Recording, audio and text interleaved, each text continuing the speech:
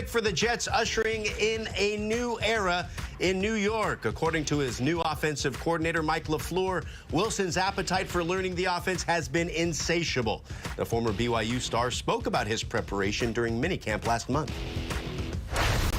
I've always looked at film like my time away from football. Honestly, I feel like that's when you get to rest your legs a little bit and hang out. And I'm not saying I work extremely hard. I mean, there's always someone working harder than you, but I don't love feeling unprepared. I don't love feeling like I'm not ready for something. And I love the always having something new kind of feeling every day in practice. You don't know what defense they're going to throw at you, and there's always something new to prepare for and get better at. And so, I'm just going to make sure I'm doing everything I can to be ready once training camp comes around. Time now for QB 21, and for that we bring back David Carr and Kim Jones to focus on Zach Wilson. Dave, we hear a lot about that Shanahan system, and it can be complicated to learn. Of course, Mike LaFleur coming over from the 49ers under Kyle Shanahan. So my question with Zach Wilson heading into the season is, how much of the playbook do you expect to be available to him early on? Yeah, it's a good question, and I think that's what you're kind of working through right now if you're Zach. So there's really two schools of thought. There's one school where you can kind of just line up in a base formation and use your quarterback's experience and understanding of what he's looking at on the defensive side to get in the exact right play. Then there's the type of system that they're going to run in New York with the Jets and what they do with Kyle Shanahan in San Francisco, where you just let that on the offensive play caller. He designs the play, he creates the mismatch, and you just rip through progressions. And so that's the advantage that I think Zach has here is Mike LaFleur is going to come in and develop a system where he's going to put guys in position to make plays. He's not going to ask Zach to figure out what the defense is doing as well as what his guys are doing. So I think that he has a chance early on, based on the guys and how they play around him, to play good football, at least to know where to go with the ball, because you're not necessarily asked to understand if it's cover 2, cover 3, blitz, different kind of looks. You just have to go rip through 1, 2, 3, 4, 5. If your guys are open, you're going to hit them on the run, and you just trust your play caller to help you make plays. And Kim, you've seen him on the field already during rookie minicamp, OTAs, minicamp. What have your observations been on Zach Wilson? Well, there are some times when he does look like a rookie, and guess what? That's okay. He is one. But the coaches, including LaFleur, including Robert Saleh, have raved about his ability to take in information, to process that information. Saleh saying that Zach is unflappable in the sense that whether a play goes well or does not go well, he wants to know why. He essentially wants to break it down. And as far as the film junkie in him, he has absolutely lived up to that. The folks in Florham Park are absolutely thrilled with this draft pick. And this doesn't necessarily surprise me, but one of the best connections I saw between Wilson and a receiver was the young rookie, Elijah Moore out of Ole Miss, drafted 34th overall by the Jets. He has had a tremendous spring for the Jets, and it's going to be interesting to see how that quarterback-receiver combo kind of grows in this league. And, David, I would ask you this, knowing that Sam Darnold was sacked last season once every 12 dropbacks. For Zach Wilson at BYU, it was about once every 33 dropbacks. So while the protection seems better this year for the Jets, it is a whole new world on that level for Zach. How can he help his offensive linemen be better? Yeah, that's going to fall right on the shoulders of Mike LaFleur. And this offense is beautiful. And yes, it gives you progressions to rip through and drop back pass, but it also does the same thing in play action. And I was sat in rooms with Gary Kubiak and Kyle Shanahan, and they talked about they don't believe that in the NFL you have the ability to take big, long drops and try to make plays down the field and drop back pass. You have to utilize the play action, move the pocket, let the quarterback get on the edge, give him vision, give him space, and let him make the right decision. So that will help the offensive line because they're selling run, they're getting guys moving, so they're going to run the ball a lot. They're going to utilize play action to take those big shots down the field. They're not going to ask Zach to hold the football for a long time. So certainly the Jets getting ready. Kim, go ahead. I wanted to add one thing on that. Offensive lineman Greg Van Roten, he's been around the league for a little while. He spoke on one of the last days of minicamp in June. He said, "We've gotten rid of those foolish 7-step drops." So, David, that's music to your ears, I know. That's right. They are. Well, certainly protecting Zach Wilson, key. Elijah Vera Tucker, also a first-round pick. Yep. Mekhi Becton last season, they just signed Morgan Moses, so getting him surrounded with offensive line talent, certainly a key for the New York Jets. David, Kim, thank you very much. And we want to know how many games you think the Jets will win this season. Hello and welcome into NFL Total Access. I'm Omar Reese. Hope you had a great holiday weekend. Happy to tell you the fun's not over. Let's talk some football for the next hour or so. Our experts will let you know which new coordinators ought to have the most impact this season. Plus, we'll tell you what a couple of Aaron Rodgers overtime playoff losses have to do with the NBA Finals. However, in case you missed it, think you've heard a lot of Cowboy talk this offseason? Well, we're just getting warmed up.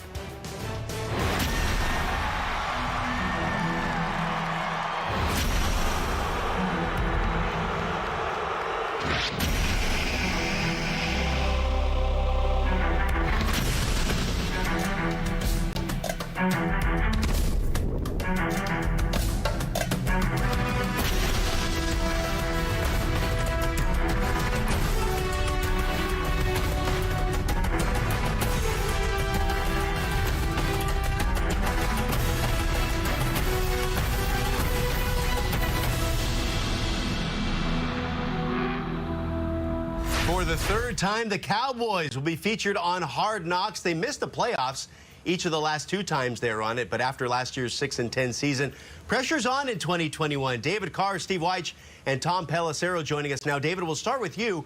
What behind-the-scenes storyline are you most eager to see with this year's Cowboys?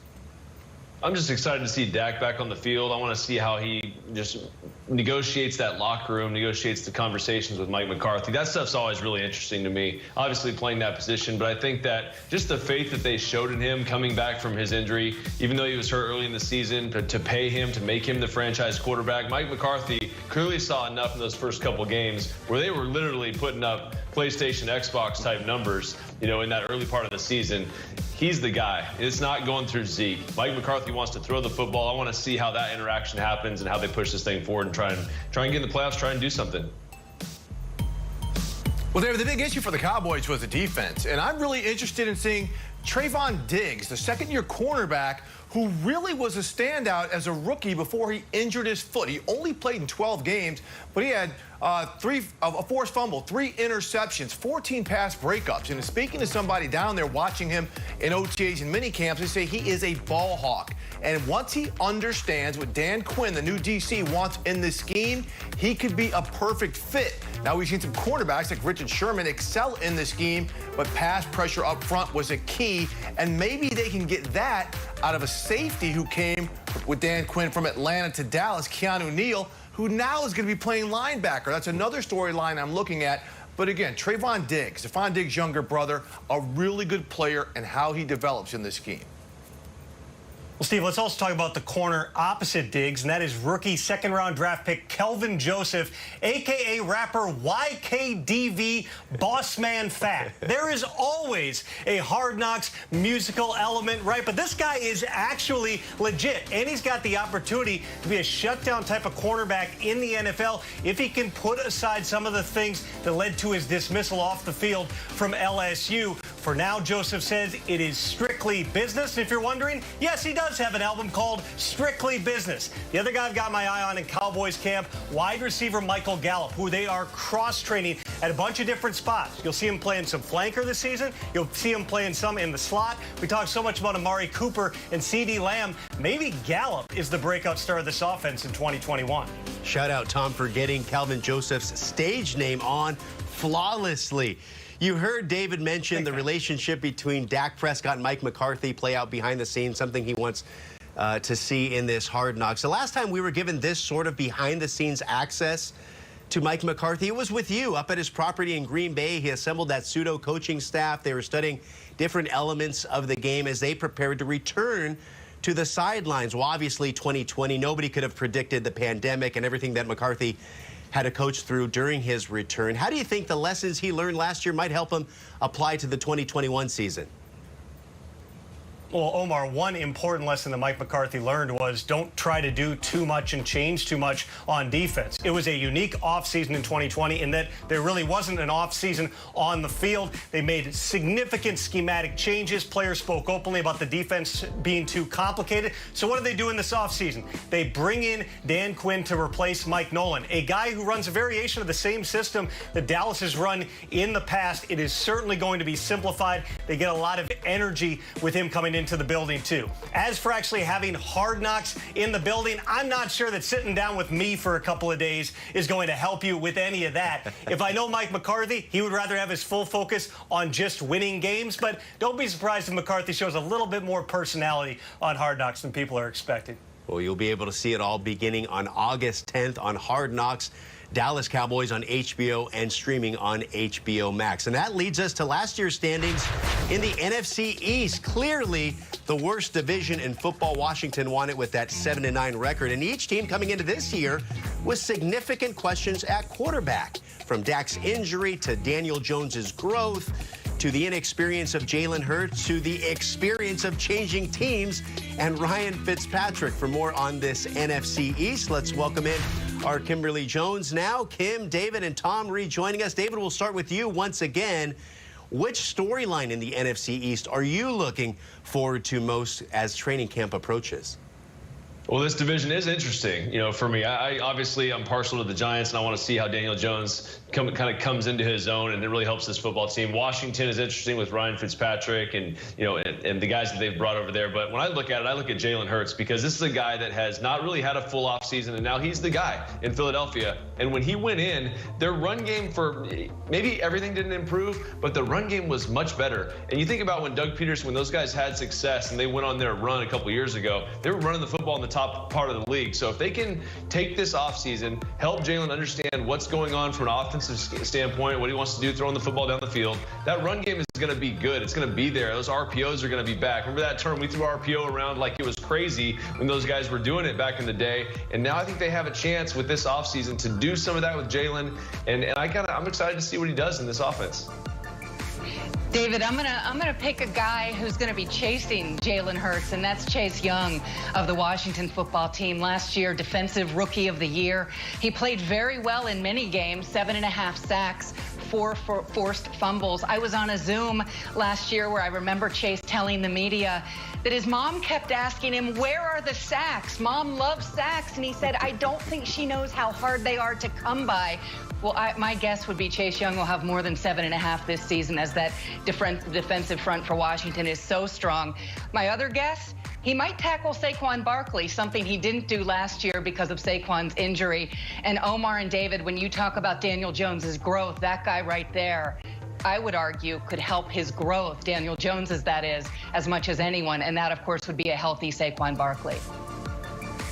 Kim, I'm interested to see how the Washington offense develops in the second year in Scott Turner's scheme. We have already seen Turner show he is a very creative offensive mind. He is not scared to pull plays from anywhere. You mentioned, David, that they bring in Ryan Fitzpatrick, who certainly seems to be in line to be their week 1 starting quarterback. They also signed wide receiver Curtis Samuel, kind of a chess piece type of guy that when you get creative on offense, there's different ways to manufacture touches for him. They also bring in Adam Humphries, who's been a very good slot receiver when he's been healthy in the past. They're on top of that, guys like Logan Thomas and Antonio Gibson. 1 year of being comfortable in the scheme. In Thomas's case, 1 more year being comfortable in the position. There's no reason for Washington to think that this offense shouldn't take a step in year 2. As well as Alex Smith played last year, leading them to that 5-1 record when he started. Statistically, Ryan Fitzpatrick, in and out of the lineup in Miami, had a much better season, so they can get him and then some to establish that in Washington. Look out, especially with that defense. Thank you all. Still to come on NFL Total Access, from a rookie wide receiver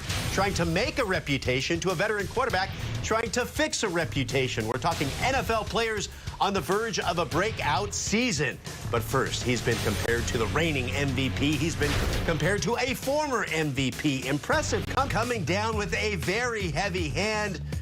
Most of America voting for 5 to 8 wins for the New York Jets after we asked you how many wins you think New York will get this season. All right, here's a look at the latest headlines. Our Tom Pelissero reporting earlier today that Trevor Lawrence has signed his rookie contract. The deal worth more than $36 million, which includes about a $24 million signing bonus. Lawrence already passed his physical and will get his bonus paid in full within 15 days. The #1 overall pick, a likely candidate to burst onto the scene this season. Who else might be this year's breakout player in the NFL? That's the question Mike Garafolo raises to Stacey Dales, Mark Ross, and analytics expert Cynthia Freeland in the latest Total Access Overtime. It is Total Access Overtime, and my friends are all here to discuss today's topic, and it is breakout players that we are expecting in 2021. Guys who, you know, maybe we thought they were going to come on a little bit sooner and just haven't quite gotten there to this point, or maybe in some cases a rookie who's going to show up and hit it right away. So I'm going to start with Cynthia Freeland on this one. Cynthia, who are we looking at to be that breakout star in 2021? Well, I'm looking at the Cardinals' first-round pick from last season, Isaiah Simmons, who last season we only saw him play about 34% of the defensive snaps. I think there's going to be a huge uptick in that percentage this year. Remember, at Clemson, he literally played like all of the defense, every position. And when that translates, especially with a guy like Budda Baker, who's already there, maybe he would have benefited from a more regular offseason. So what I think is going to happen this season is the combination of him plus Budda plus a little bit more time to learn and a few more kind of game speed reps from last season, and Isaiah Simmons is going to be exactly who they thought that they were going to be drafting. Yeah, they did dial him back at some point because they wanted to just make sure that he was right mentally. You can't play all over the place until you know what's going on in all these different places. So I do expect his snap count to increase. We'll see if the production goes with it like Cynthia is expecting. All right, Stacey Dales, take it away.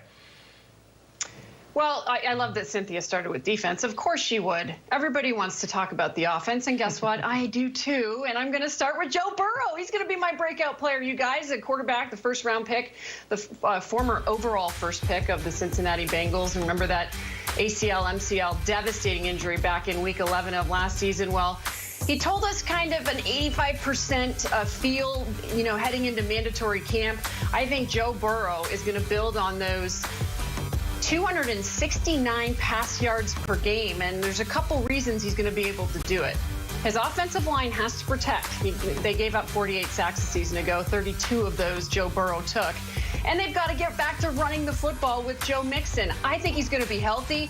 We saw him in just 6 games last season. This team has struggled to find a consistent run game. What does Zach Taylor, the head coach, do, you guys? He brings in former coach with this staff, offensive line coach Frank Pollock. He's also going to be the run game coordinator. He and Joe Mixon have a fantastic relationship. That's been publicly made very clear. And I think we're going to see Mixon improve upon those 3.5 yards per game on the ground last season. The injury obviously didn't help. And Joe Burrow, he's got to be protected. Riley Reif has joined this offensive line. They drafted Jackson Carman in the 2nd round. And then you're going to see Higgins, you're going to see Chase, and yes, Boyd work in the middle. And boy, we are in for something, Mark, with Jamar Chase reunited with his quarterback from LSU, where we, I guess you could say, saw fireworks that last season together. No question, Stacey. Last time they were on the field, Jamar Chase and Burrow, Jamar had 224 yards, 2 touchdowns, 9 catches, and was destroying everybody in the national championship game. So I love the Joe Burrow breakout, and Chase, I think, will break out as well to be the offensive rookie of the year. He was the most talented wide receiver that I scouted since Julio Jones and A.J. Green came out in 2011. A lot of other great wide receivers, but he was right there at the top as far as the best guy I scouted. And I think you always talk about practice reps with quarterbacks and receivers being on the same page. Well, these guys don't even have to practice together because they did it at the highest level. We know Joe Burrow won just about every award when he was coming out of LSU that year. So that synergy that these two have, I think, will put them on the field right away to break out together.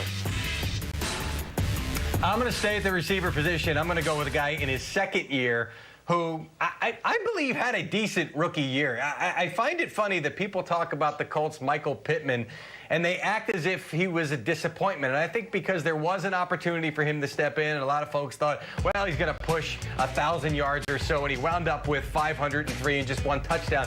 You're seeing it right there. But I saw a lot of promise.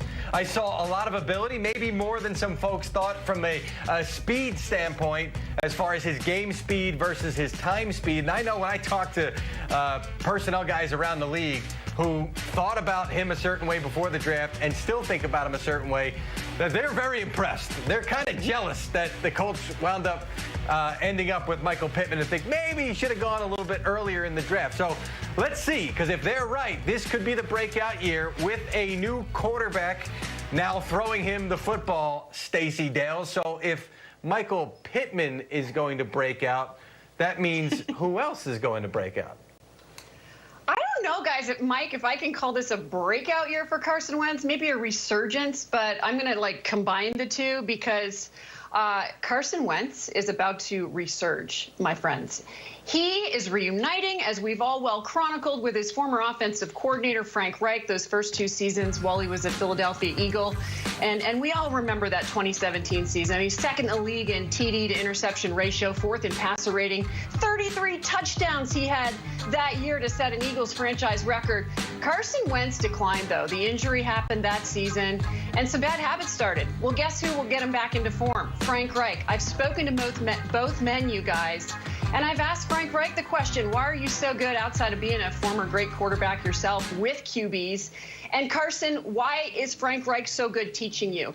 One common denominator, I would say, he doesn't try to change the quarterback. He's worked with so many. He really is in tuned and attuned to what they want.